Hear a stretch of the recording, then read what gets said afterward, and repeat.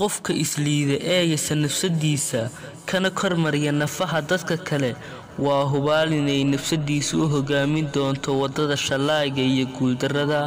ha isliidin hana yeesin qofnimadaada, maxaa yeelay haddaad isyasto lagama yaabo inaad xaqiijiso guul.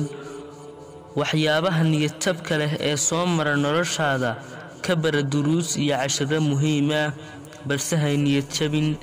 ku sabir tacadiga soo mara noloshaada, allana subxaanahu wa tacaala kalsoonida aad ku qabto waa inay ahaato mid xoogan. in aad guul xaqiijiso waxaa ka horeysa in aad ku dhabar adeegto dariiqada saxda ah ee guusha. ku tarbiyee naftaada inayna isliidin, ugu dambeynna waad gaadhi hankaaga iyo yoolkaaga.